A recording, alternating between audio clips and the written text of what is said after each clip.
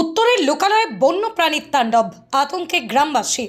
উত্তরবঙ্গের বনাঞ্চল ঘেঁষা জনপদে বন্য প্রাণীদের আগমন যেন প্রতিদিনের ঘটনা হয়ে দাঁড়িয়েছে। জলপাইগুড়ি জেলার বিভিন্ন প্রান্তে কখনো বাইসন, কখনো গজরাজ, আবার কখনো চুপিসারে চিতা। বন্য প্রাণীর এই অনুপ্রবেশে সাধারণ মানুষের মধ্যে আতঙ্ক ক্রমশ বাড়ছে। শুক্রবার সকালেই মোড়াঘাট রেঞ্জের জঙ্গল থেকে হঠাৎই একটি বাইসন বেরিয়ে পড়ে এবং গোধেরায় কুঠি গ্রামে ঢুকে বেশ কিছুটা সময় তাণ্ডব চালায়। স্থানীয় বাসিন্দারা আতঙ্কে দিশেহারা হয়ে পড়েন। একই দিনে ভোরবেলা গ্রামের কৃষি জমিতে বাইসনকে চড়ে বেড়াতে দেখে গোটা এলাকায় চাঞ্চল্য ছড়িয়ে পড়ে। পরিবেশ কর্মীদের মতে, গ্রিন করিডোরের পরিসর বাড়ার ফলে বনাঞ্চল ও জনপদের মধ্যে দূরত্ব কমে এসেছে।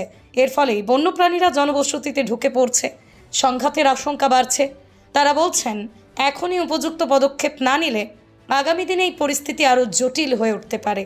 স্থানীয় প্রশাসন, বন দপ্তরের তরফে সতর্কতা জারি করা হয়েছে এবং এলাকাবাসীদের বনাঞ্চলের আশেপাশে চলাফেরায় সচেতন থাকতে বলা হয়েছে।